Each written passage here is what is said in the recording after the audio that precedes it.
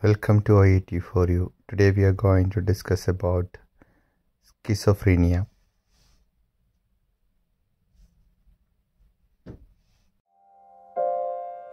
Janet Ma shares the prize with Professor Alan Fells.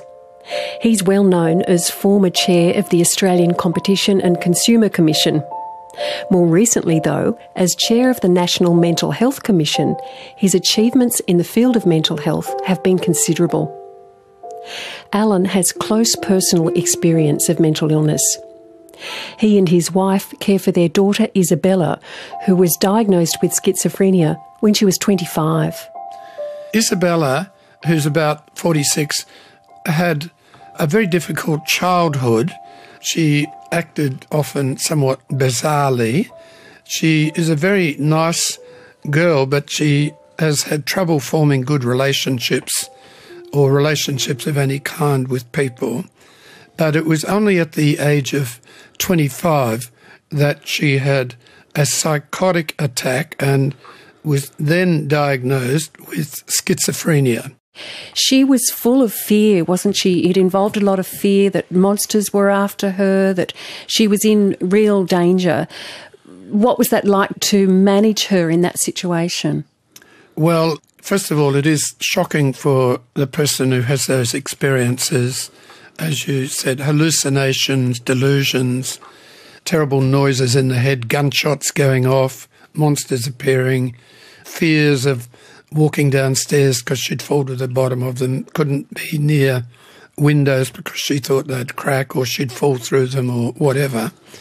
And at that point, a person can't be managed, and so she went to hospital and she took medicine. And although the medicine's imperfect, it does suppress the psychotic aspects of her behaviour. It has some side effects. She's quite obsessive-compulsive in various ways. It can have other effects in terms of weight and so on. And she had a period of living away from home because she wanted to be more independent. How did that go for her, and what were the issues that came up there? Well, predominantly, incidentally, she lived at home and we looked after her, but it is very difficult for the parents to be everything, the therapist, the landlord, the cook, the everything. So she needed, for her own benefit, some independent living, but also some living where she could be looked after, considering that because of the ongoing mental illness, her mind is not terribly well organised, and she finds it quite difficult to perform normal daily tasks like cooking and cleaning and that kind of thing. So she went away from us a few times. We kept in pretty close contact, but living on her own, you can be quite vulnerable to exploitation by other people, whether it's financial, sexual, social, whatever, and vulnerable to self-harm and to relapse and to going back to hospital. So at the severe end of schizophrenia, there is a real day-to-day living problem, and even if you are visited every few days by a social or mental health worker, that's often not enough. And I do know of sad cases where people like that live entirely alone, are visited a bit, and during the interim, when they're not being visited, they self-harm. And in cases, tragically, I know about, some of them have taken their own life. So those sort of people need to be in a setting where someone is around on more than a 9-to-5 basis. And these days, Isabella lives in a place, it's independent living. She has her own apartment. She does her own cooking, but she needs teaching in it, and she does her own cleaning, but she needs a bit of oversight on how she does those things and some help. And she needs the opportunity to live independently, to retreat into her apartment. But she actually lives in a community. There's a number of people who live together. They've each got their own independent apartment, but they come together. Through his daughter's experience, Alan Fells saw the challenges people with severe mental illness face when they wish to live independently. So he worked with other carers to establish the Haven Foundation, and this is where Isabella lives now. Based in Victoria, it provides long-term affordable accommodation, support and care for those with persistent mental illness. This initiative reflects the broader philosophy held by the National Mental Health Commission. We think the approach to mental illness should be broad. It's what we call a contributing life. That's a term coined by Janet Ma, the other winner of the prize this year. But the idea is to look at the whole of life of a person with mental illness and to recognise that they really have the same right as anyone else to some reasonable accommodation, employment opportunities, psychosocial care. It means that you should not take a narrow medical-based approach to mental health, particularly at the severe end, but aim to give people as fulfilling a life as possible, to help them in recovery, because we know that recovery can and does occur. Recovery doesn't necessarily mean perfect cure, no signs of the illness, etc. But you can get giant improvements in the life of people with mental illness if they're properly looked after. And how do you think that the progress of that is going? How optimistic are you that enough changes are going to be made quickly enough? Well, there are some good things happening, and there are countless thousands of people out there doing great things individually for mental health. But the fact is that governments do not make a really high priority of it. On the most scientific measure of the burden of illness, mental illness always is very high on the list, and it's forecast that by 2030 it'll probably be the most important illness, but it doesn't get a matching priority in terms of funding or other forms of support. And that's because there are not enough votes in it, or whatever it is for politicians. Somehow it's not made a priority. To my mind, mental health is the really weak point in our health system. It's the sore thumb, the thing that sticks out in an otherwise pretty good Australian health system. Governments need to give it a higher priority. But I'd also make another point, and that is that mental health is not run all that well, and without spending additional dollars, we could do quite a lot more. We could spend more on prevention and less at the treatment end. We could have a more systematic approach called a stepped approach, where, say you come out of hospital, you could immediately be given good accommodation and reasonable support, and then as you get better, you step down to another level where less support is needed and so on. And alternatively, if you start at the non-severe end, that something appropriate and light is available at that end, and then there's an escalation of possibilities up to treatment in a hospital. But what is the case in Australia is that there's a big gap in the middle of that stepped care model. That is, primary care is not that bad. You can go to a GP or a psychologist. And hospital care is good, but in between is very weak. And it's also not got enough of the non-medical variables in it, like housing. And you suggest that there's a need for economic reform within mental health services. What do you mean by that? Well, mental illness costs about 4% of GDP. That's a big number, 70 billion. And there is immense scope for improvement and reform. And just as an economic proposition, let's say you got a 25% increase in how well we deal with mental health over the next 10 years. That could be equated to something like a increase in GDP of about 1 or 2%, and that is a huge number, the benefits would dwarf the economic gains from most microeconomic reforms that are being talked about, which those gains are very, very modest.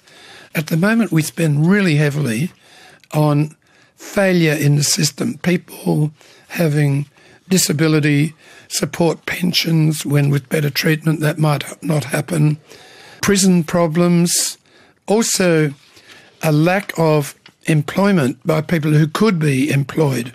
The cost of people who could work but can't because of untreated mental illness is about 1.5% of GDP. If we could get better workforce participation, there would be quite big economic gains. So mental health reform, the economics of it dwarfs most economic reforms being talked about today. Just lastly, what does winning the Australian Mental Health Services Prize mean to you? It's a great honour to be recognised for a contribution to mental health, but for once I'm going to be slightly modest about it because there are thousands, tens of thousands of people out there who are heroes in this field and who should get prizes. Families and people with mental illness itself have a huge struggle in life and they do heroic things to overcome it, dedicated to helping and looking after other people. So I'm proud to have the prize and especially to share it with Janet Ma, who's been an outstanding person in the realm of people with lived experience, but there are many others who probably deserve it better. Thank you very much, Professor Alan Fells, and congratulations. Thanks very much. Alan Fells, outgoing chair of the National Mental Health Commission and one winner of the 2017 Australian Mental Health Prize. You're with All in the Mind on RN. I'm Lynn Malcolm. Joint winner of the prize with Alan Fells is Janet Ma.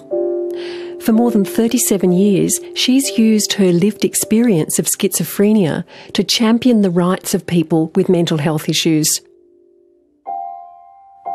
Janet Ma began to feel that things were not quite right for her mentally almost 50 years ago. She was living in a convent as a nun, and at the same time her relationships with her family members were distressing her. Then there was a dramatic turn. There'd been some friction between my mother and my siblings, and I was what I thought, I suppose, in retrospect, the peacemaker.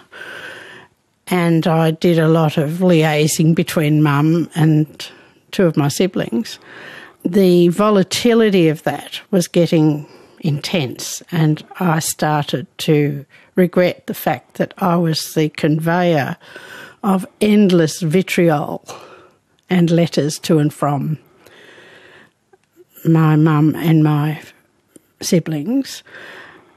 Apparently this was internalising much more than I had personally recognised, and people in the convent that I lived with all said to me, something's not right, because I was isolating myself quite a bit.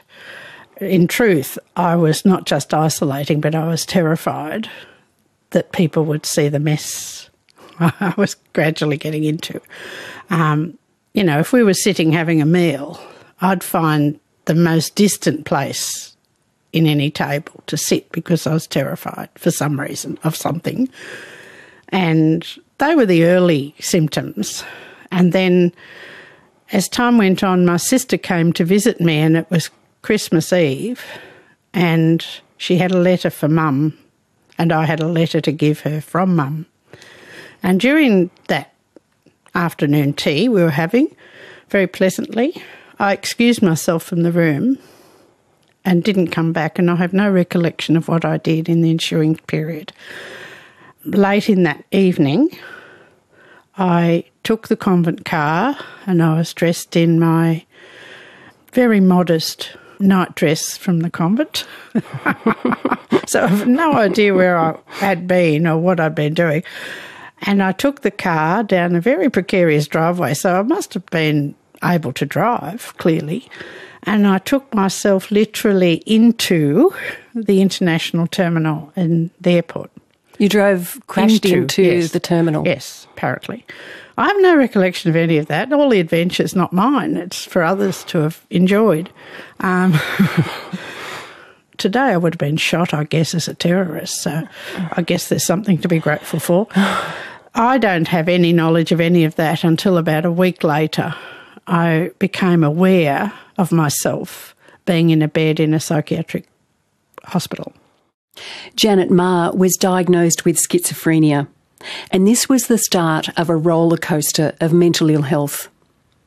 She says she did a grand tour of private and public psychiatric care before being moved to the notorious and now closed Gladesville Mental Hospital in Sydney.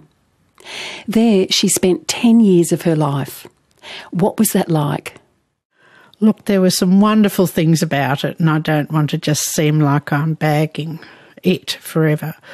There was a terrific culture within the patients in that community. It was like a little world unto itself.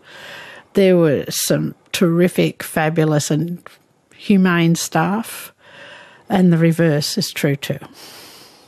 So there was quite a lot of abuse in there. Horrendous abuse for emotional abuse, physical abuse and sexual abuse. That's in my knowledge. And years later, when I left the hospital, I contacted as many people as I could that I knew had been there, and I only ever met one who hadn't been sexually abused. Mm, wow. I'm not saying it was everywhere. I'm saying it was where I was. So how did you cope with that day to day? I was very certainly institutionalised, and my behaviour, some people go inhibited and just meek and mild, and my behaviour was a mixture of meek and mild and volatility. I would act out, I think they call it. I know they call it. And I was regarded in the mid-phase of that incarceration as quite violent and a great escape artist. So you tried to escape? Oh, many times. I was eminently unsuccessful, and that progressed to an unwillingness to continue living. So I tried everything I could think of, which clearly didn't work. I'm here. Mm. And I thank God that I didn't die, even though I most assuredly wanted to be out of here and not part of this world, because it was nothing but harm, hurt and distress. So why would you want to live? The saving grace, I think, was that eventually I met some wonderful staff who were able to acknowledge that, yes, I did have a couple of brain cells that could still be rubbed together, and I could still work on my own needs and recovery, and they assisted me in many ways. There were very kind people on the staff as well as the monsters. And the kind people often suffered a great deal at the hands of the monsters themselves. It wasn't just patients that were harmed. Was that almost a sick culture? Oh, dreadfully sick culture. My doctor said to me, you need to have a purpose, you need to have a reason, because I just said I wanted to go back to the convent. And she said, they won't have you back now. You have to find a new purpose, a new way of being yourself.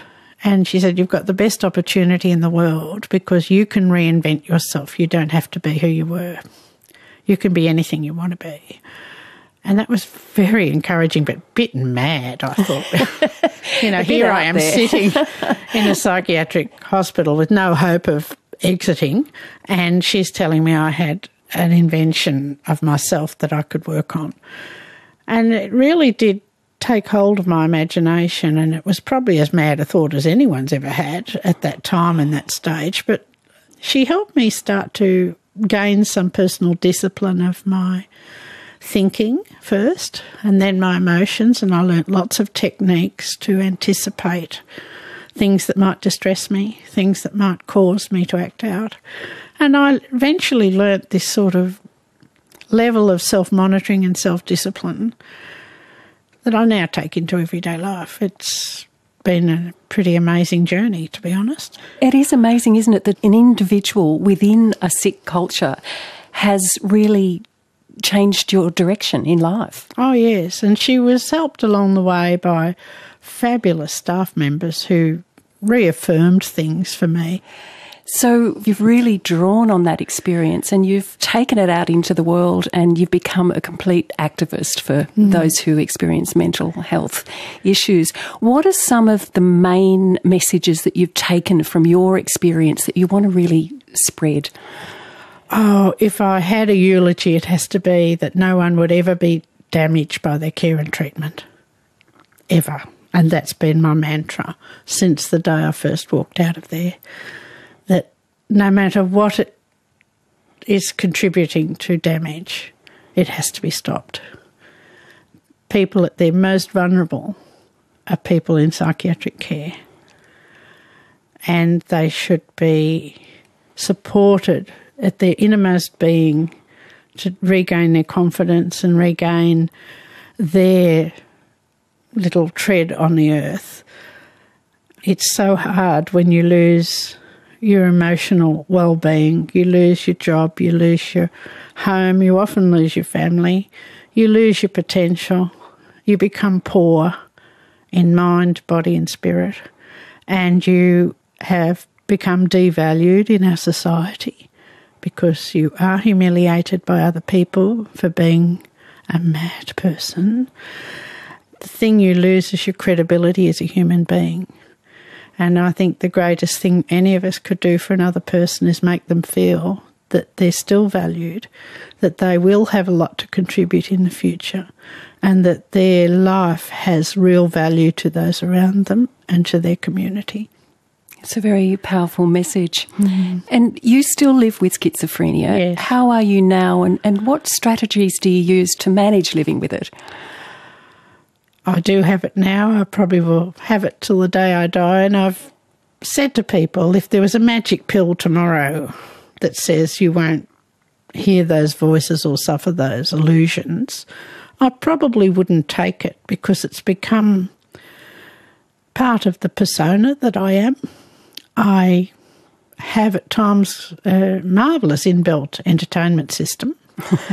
Sometimes it goes terribly awry and causes me some grief. But mostly I can recognise nowadays, and probably for the last 20 or 30 years I've been able to recognise really early when the synchronicity of those symptoms goes out of whack and I can't seem to put them back into place.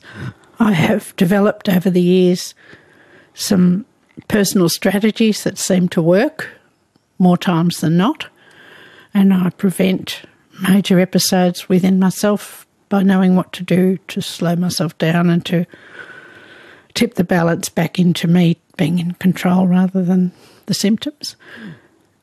It's worked on the whole. I probably have about 2 or 3 scary episodes a year where that doesn't seem to work well, but I seem to bounce my way out of it somehow. I don't know how that works. Sometimes I take medication, sometimes I don't. I would not recommend going off medication if it helps you.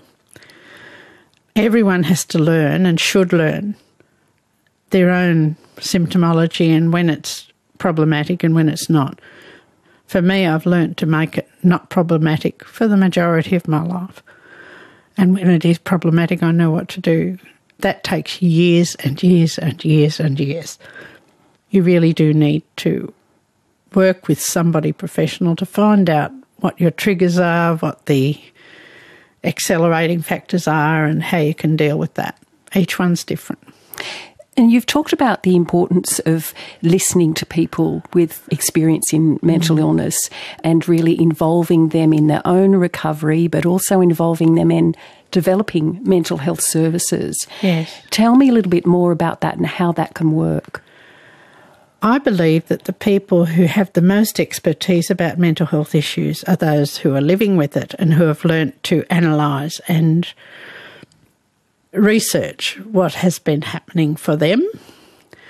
And I would like to see the time when the person experiencing the mental health issue is the one guiding the doctors through their treatment and care. I'd love to see that. I also know that if you've ever been in a mental health unit for treatment, you know exactly what doesn't work and exactly the sorts of supports that are a waste of time and effort. You also need to learn the language of the system in order to reform the system. And many of us have spent many years gaining credibility within the system structures of mental health and the policy structures in order to guide good governance through to incorporating those with lived experience in the redesign of mental health units and activities within those units, the redesign of services when people are in the community, and hopefully the great empowerment of people who were disempowered by their mental health issue and learn how to be a significant part of their own recovery. I believe we can do this very effectively, and I've been part of groups and organisations that have seen this happen. Thank you very much, and congratulations, Janet Maher. Thank you. Janet Maher and Professor Alan Fels are joint winners of the 2017 Australian Mental Health Prize. Thanks to producer Diane Dean and today's sound engineer Isabella Tropiano. I'm Lynn Malcolm. It's great to have your company on All in the Mind. Till next time. And a final word from Janet Maher. I'll tell you a little story if I can. It's a side story. One of the nurses did something terribly wicked. He was alone with the last patient that was left there. It was a festive season. I'm not sure if it was Easter or Christmas. I have no knowledge of what it was. But he said to me, "Do you want to have a Christmas dinner with my family?" Now, at this stage, I was considered quite a dangerous patient, and he was the one who was supposed to be monitoring me all day. And I said, "I'd love that, but I'm here and you're here, so that's not going to be possible." And he said, "If you say nothing, I'll take you." Today, they'd be slaughtered for this. He was nearly slaughtered for it later, but he took me to his home, to his wife and his little toddler boy, and they gave me a beautiful festive lunch. And afterwards he said, "Would you like to lie down?" Because the excitement of all of this was pretty heavy on me. And I went and laid in the bedroom adjacent to his little toddler boy who was having his post-lunch sleep. And I remember sitting there on the bed crying because someone trusted me this much, trusted me to be in the same room with the door closed with a little baby, the most precious thing he owned. And I just was totally overcome with the trust. Someone trusted me that much. And with the door closed, there was a poster behind the door that was of the magical castle in Disneyland. And since that time, I've visited every Disneyland in the world with the exception of Orlando, not because I like Disneyland, I probably don't, but it was a symbol of me turning a corner that someone trusted me. Oh. And so there you go. I've spent a hell of a lot of money on Disneyland just to have my photo taken near their magic castle, or whatever it's called. I don't even know what it's called. But it was a symbol to me of the new life that I was going to have, and I have had. Wow.